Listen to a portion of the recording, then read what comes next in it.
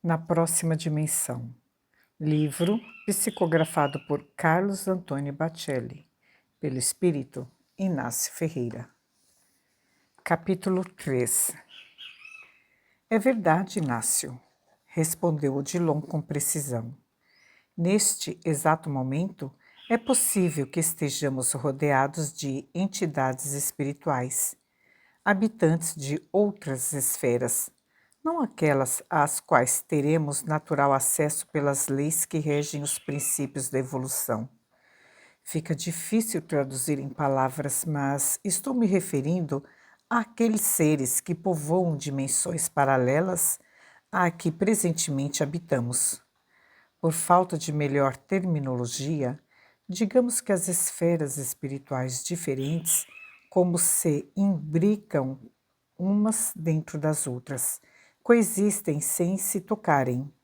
Aparentemente, ocupam o mesmo lugar no espaço, o que, pelas leis da física conhecidas, seria impossível. É fantástico! Exclamei comovido. Como o nosso mundinho lá embaixo, diante do que ficamos sabendo além da morte, se torna, com todos os sentidos, ou melhor, em todos os sentidos, ainda mais minúsculo. E nos acreditamos os tais, detentores de conquistas, que nos fazem delirar e supor que somos iguais a Deus.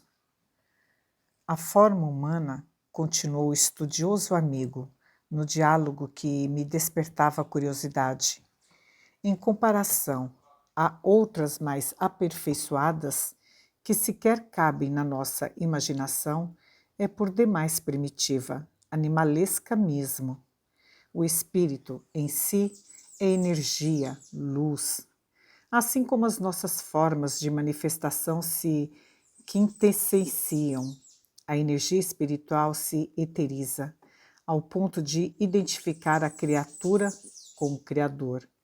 Jesus veio do futuro para o passado e o seu espírito careceu de revestir-se dos fluidos grosseiros que nos constituem o corpo espiritual.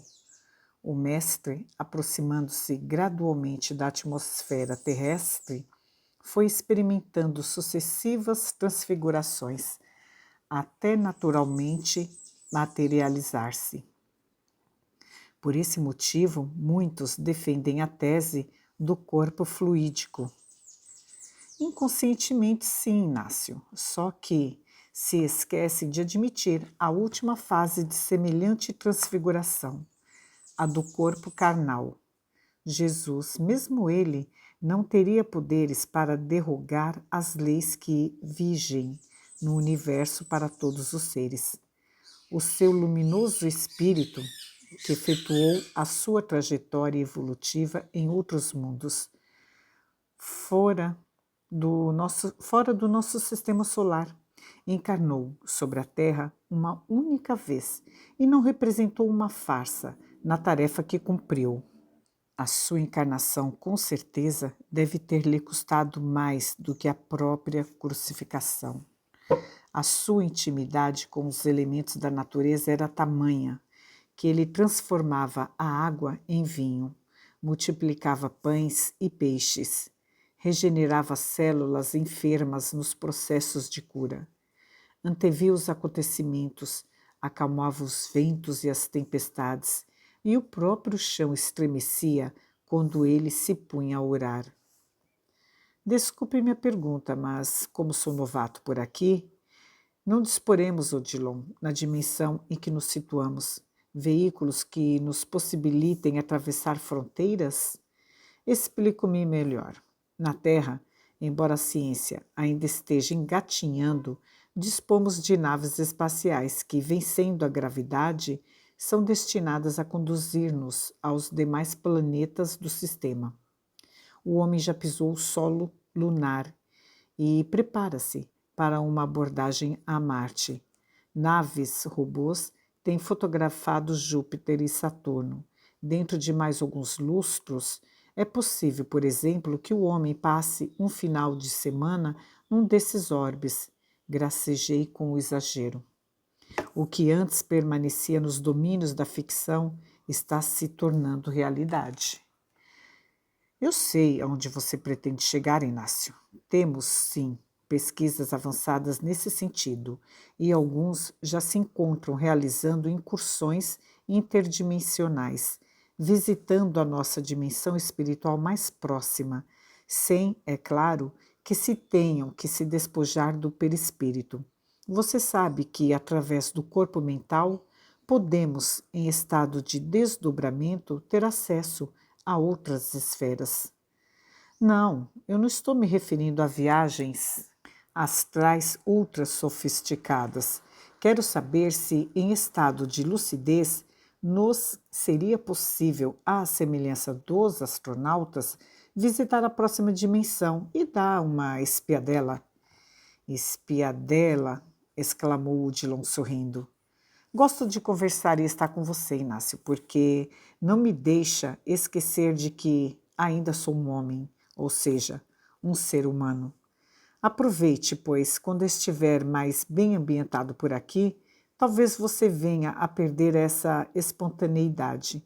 E então, quando se comunicar com os nossos amigos na Terra, muitos não serão capazes de identificá-lo. Não mude de assunto, insisti. É ou não é possível tomarmos uma espécie de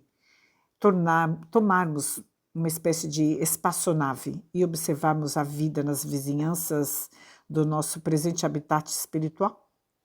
É claro que sim, afirmou sem rodeios, mas com tanto a conhecer por aqui mesmo, o perímetro que abrangemos é mais de 20 vezes o perímetro planetário. Se o homem, passados milhões de anos, ainda não colonizou toda a Terra, quantos milênios gastaremos para explorar as possibilidades da dimensão que vivemos? E Jesus Cristo, onde está? Não conseguindo conter o sorriso que se lhe fez mais espontâneo, o amigo considerou. Ora, Inácio, não me aperte. Quem sou eu para saber do paradeiro do Cristo? Estou tentando manter a consciência de mim mesmo e creia, isto já é muito. Outra coisa que você, ainda neófito por estas bandas, precisa saber. Muitas personalidades famosas que inscreveram o nome na história, quando atravessam o túmulo, tomam destino ignorado ou, elas mesmas, perdem gradativamente a consciência do que foram. Você já imaginou se, por exemplo, Hitler ou Sócrates não tirassem da cabeça a lembrança do que representaram e representam para a humanidade? O espírito perde a memória do que foi e guarda a recordação do que fez. É necessário que seja assim, pois, caso contrário, não nos renovamos. Essas personagens passam a ser um símbolo para a humanidade e depois, em favor de si mesmas, desaparecem. Mas eu ainda não esqueci que sou o Inácio Ferreira e nem você, que é o Odilon Fernandes, redargui. No nosso caso é diferente, pois, por ora, o que fomos é o único ponto de referência que possuímos. No entanto, se não reencarnarmos antes, reencarnaremos, graças a Deus, sem aquela fixação na personagem que animamos e que interfere na nossa nova identidade. Para muitos espíritos, isto se constitui em um karma, querer esquecer o que foram, sem o lograrem, no entanto. Retomando o tema anterior, disse enfático, que me parece mais interessante seria possível, no futuro, nos candidatarmos a uma viagem interdimensional. A diferença deste mundo em que nos encontramos com a nossa Terra é quase nada, sinceramente. Eu esperava que a morte, pelo menos, me ensejasse maiores surpresas. Você certamente, Inácio, não está considerando a experiência que tivemos. Não faz muito quando descemos às regiões trevosas abaixo da crosta. Como é que eu poderia me esquecer? Disse, arregalando os olhos, ao me lembrar dos episódios que, resumidamente, lhes dei a conhecer na obra do outro lado do espelho. Só que é fácil de conceber o que se passa no inferno, mas não o que acontece no céu. Se me fosse dado, Dillon, eu confesso a você que gostaria de espiar com estes olhos que a terra não comeu, o que existe além das nossas fronteiras. Quem sabe ainda possamos, pelo menos, ir até o limiar da próxima dimensão. Ah, eu teria vontade de descrevê-la para os nossos irmãos encarnados. Não acreditarão em você. Rotularão a sua sombra de antidoutrinária e inventarão uma nova Santa Inquisição, só para assarem o médium na fogueira.